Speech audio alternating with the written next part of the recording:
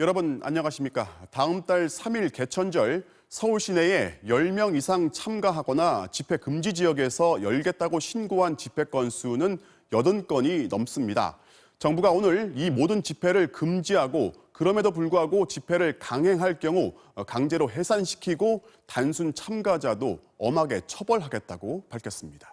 먼저 박윤수 기자가 보도합니다. 보수 성향 단체 8.15 비대위가 오는 10월 3일 개천절에도 도심 집회를 열겠다며 경찰에 신고서를 냈습니다. 독감 폐렴만큼도 치사일이 없고 실제로 그렇게 위험하지 않다는 것이 입증이 되고 있는데도 장소는 서울 광화문 세종문화회관 주변 도로. 인원은 1,000명입니다. 이 정치 방역이 얼마나 잘못된 것인지 문재인 정권에 대해서 소상하게 좀 알릴 기회를 갖기 위해서 집회 신고를 합니다. 그러면서 집회 시 거리 두기와 마스크 착용 등 방역 수칙을 지키겠다고 했습니다. 하지만 이들이 주도한 지난 8.15 광화문 집회를 보면 이런 약속들을 고지곳대로 믿기 어렵습니다. 10,000명 넘는 시위대가 밀집한 곳에서 애초부터 거리 두기는 불가능했고 마스크를 벗은 채 구호를 외치거나 음식물을 먹는 참가자들, 큰 소리로 기도하고 박수치며 찬송가를 부르기도 했습니다.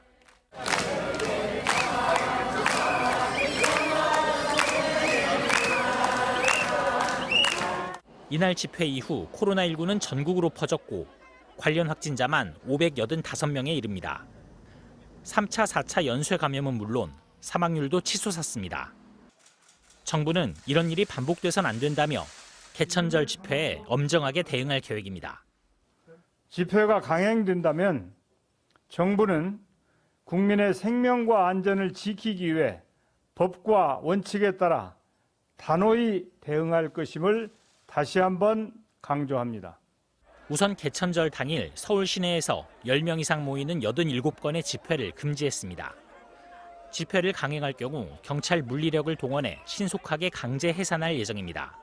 집회 주최자뿐 아니라 단순 참가자도 감염병 예방법에 따라 형사처벌하겠다고 밝혔습니다. 불법 행위자는 현장 검거와 체증을 통해 예외 없이 엄중 수사할 것입니다. 서울시와 경찰도 집회 강행 시 해산 방법 등 구체적인 대응책 마련에 착수했습니다. MBC 뉴스 박윤수입니다. 전광훈 목사의 사랑제일교회 측이 무려 126만 명한테 광화문 집회 참석을 독려하는 문자를 보냈다는 증거를 경찰이 확보했다고 어제 MBC가 단독 보도한 이후 예상대로 교회 측은 그런 적 없다고 부인했습니다. 그런데 저희가 당시 해당 문자를 입수해서 그 발신자를 추적해 봤더니 결국 마지막은 사랑제일교회였습니다. 신재영 기자가 단독 취재했습니다. 지난 8월 15일 서울 도심에서 열린 대규모 집회. 집회 시작 3시간 전 문자 대량 발송 시스템으로 전국에 뿌려진 문자 메시지입니다. 8.15 집회가 합법이란 제목인데 문자 속 인터넷 링크를 누르면 대한민국 바로 세우기 국민운동본부, 이른바 대국본의 인터넷 카페로 연결되고 집회 참석 독려글이 뜹니다. 구체적인 광화문역 집결 장소까지 안내하는데 글을 쓴 사람은 대국본 총재인 김경재 전 의원입니다. 단체 문자를 처음 보낸 7월 8일에 발송된 또 다른 문자 메시지 속엔 전광훈 목사의 글과 연결되는 링크가 들어있습니다. 전광훈 목사의 긴급 호소문으로 8월 15일 국민대회를 선포한다면서 전국에서 사전 등록을 받겠다고 안내합니다. 경찰은 지난 7월과 8월 11차례에 걸쳐 발송된 1,386만 건의 문자들에 이런 식의 인터넷 글이나 유튜브 동영상 링크가 걸려있는 걸로 파악하고 있습니다. 또 경찰은 문자 발송업체를 압수수색해 이 문자들이 사랑제일교회가 사용하는 계정과 아이디로 발송된 사실을 확인한 것으로 전해졌습니다. 실제로 사랑제일교회는 집단 감염 이후 이 아이디로 신도들에게 코로나19 검사 안내 문자도 전송한 것으로 알려졌습니다. 대국본의 사무실도 서울 성북구 사랑제일교회 안에 있는 것으로 확인됐습니다. 지난 5월 사랑제일교회는 강제 철거를 막아달라며 법원에 낸 서류에서 지난 2018년 이후 애국운동에 헌신하기 위해 대국본에 사무실을 내줬다고 밝혔습니다. 경찰은 이런 정황들로 볼 때 대국본이란 단체가 사랑제일교회와 사실상 한 몸처럼 활동하며 8.15 집회를 계획하고 독려한 걸로 보고 있습니다. 이에 대해 사랑제일교회 관계자는 문자 메시지나 전화번호가 교회 이름으론 발송되지 않았다고 밝혔습니다. 대국본과 교회의 관련성에 대해선 사무실이 같은 건물에 있긴 하지만 교회와 무관하고 문자에 연결된 전광훈 목사의 글도 교회는 모르는 일이라고 말했습니다. MBC 뉴스 신재용입니다. 이쯤 되면 사랑제일교회는 종교시설이 맞는 건지 이 대국본이라는 단체는 정체가 뭔지 궁금해질 수밖에 없습니다. 저희는 전광훈 목사가 대국본을 사실상 자신이 주도해서 만든 것처럼 말하는가 하면 이 광화문 집회를 자신이 기획했다고 대놓고 말하는 영상을 입수했습니다. 이어서 이용주 기자입니다. 지난달 초 중앙일간지에 실린 8.15 집회 전면 광고. 주최 측은 대한민국 바로 세우기 국민운동본부로 나와 있고 대회장 김경재, 고문 전광훈으로 돼 있습니다. 집회 당일 전 목사는 팔까지 높이 들어올리며 김 전 의원을 추켜 세웠습니다. 한 사람도 대회장 해주겠다는 사람이 없었어요. Not even one person was willing to lead this. 그러나 김경재 총장님이 반드시 이것을 해내겠다고 나섰습니다. But this very 내가 이만큼 살았으면 됐지. and he said, I've lived long enough. 뭐 죽을지라도 이걸 못하겠냐. Even 그런데 정작 김경재 전 의원은 다른 말을 합니다. 정광훈 목사님으로부터 이것을 제가 읽으라고 지시를 받았는데 제가 대회장이라고 해서 했는데 실제로 전 목사는 자신이 집회 기획자라고 말하기도 했습니다. 이번에 제가 8.15 대회를 계획을 하고 돌아오는 8월 15일 날 완전히 끝장내자. 집회 2달 전 인터뷰에선 대규모 집회를 위해 힘 있는 조직이 필요하다고 느꼈다며 대국본을 통해 신규 회원을 받고 있다고 공개합니다. 한 달에 10,000원씩이라도 돈을 내지 않는 조직은 나중에 힘이 없더라고요. 맞아요. 8.15 전에 일단 10,000원 이상 돈 내는 것을 대국본입니다. 대한민국을 바로 세우기 위한 운동본부로 200만의 조직에 들어갔는데 지금 그리고 그 신규 회원을 접수받는 창구가 사랑제일교회라고 말합니다. 지금 뭐 엄청나게 들어오고 있습니다. 네, 매주마다 우리 15명의 전화 받는 우리 저 교회 직원들이 감당할 수가 없어요. 폭주가해서. 집회가 임박하자 교회 신도들에게 참석을 독려하는 문자 메시지를 매일 보내라고 지시합니다.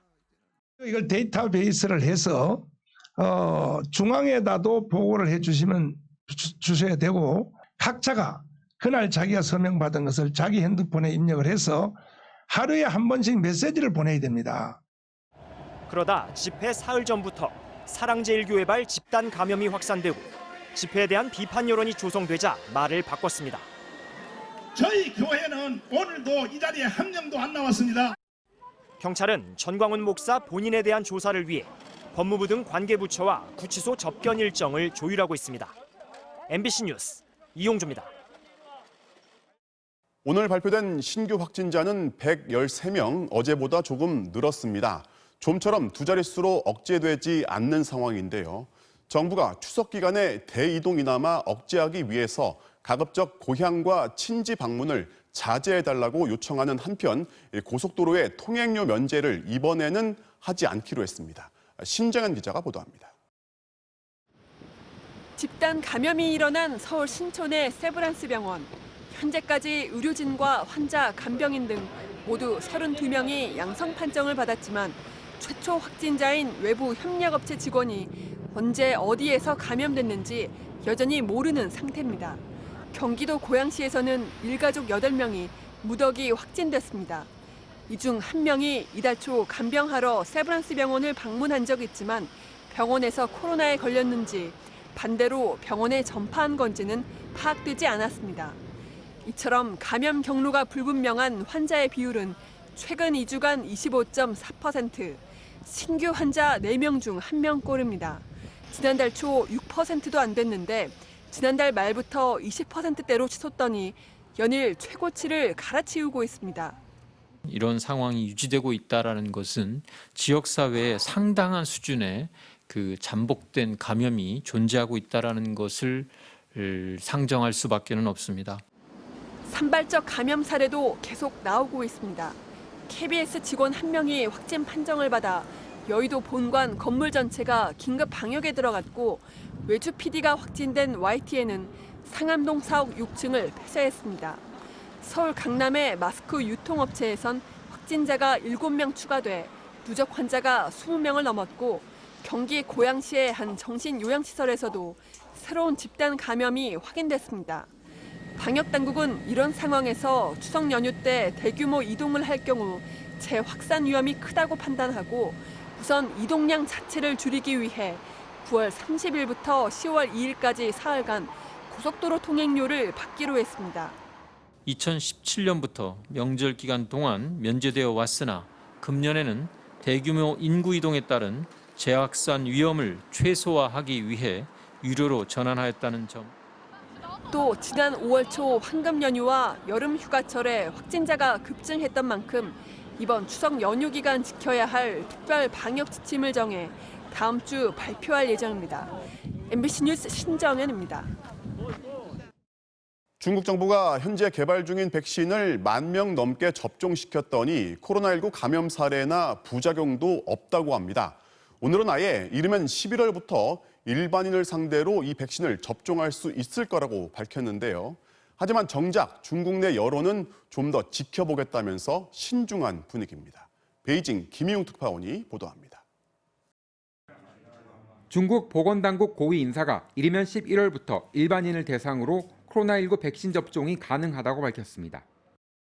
我们实际上呢很快这个时间会很短大概11月份或12月份因为根据它的3期 내년까지 중국 전체 인구에 맞먹는 10수억 개의 백신을 제조할 수 있다고 했습니다. 본인도 지난 4월 직접 실험용 백신을 맞았다고 밝히면서 한 번 백신을 맞으면 마스크를 안 써도 되고 최대 3년까지 효과가 있을 것으로 전망했습니다. 没有任何不一样的地方甚至说打的时候局部也没有疼痛确实很好 중국은 이미 지난 7월부터 의료진과 해외 출국자 등 수십만 명을 대상으로 코로나19 백신을 접종해 왔는데 부작용이나 코로나19 감염 사례는 한 건도 보고되지 않았다고 중국 매체는 전했습니다.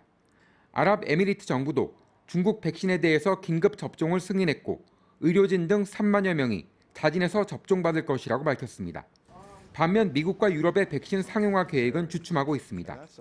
영국에서 아스트라제네카 임상시험이 심각한 부작용 증상으로 인해 중단됐었고 이런 우려로 존슨앤존슨이 스페인에서 진행하던 임상시험에서는 참가자 일부가 이탈했습니다.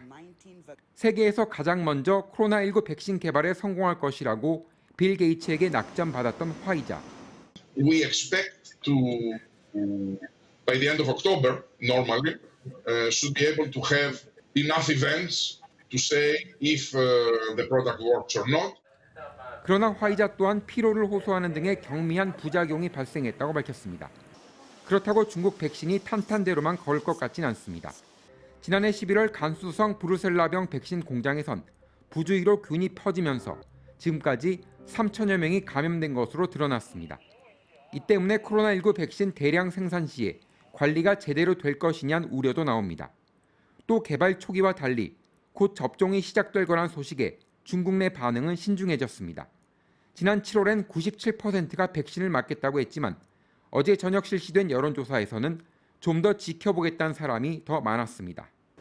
부정적인 이유로는 처음으로 출시되는 백신의 안전성을 걱정하는 의견이 다수였는데 해외 전문가들 사이에선 중국 내 임상 결과에 대한 신뢰성도 도마에 오르고 있습니다. 베이징에서 MBC 뉴스 김희웅입니다.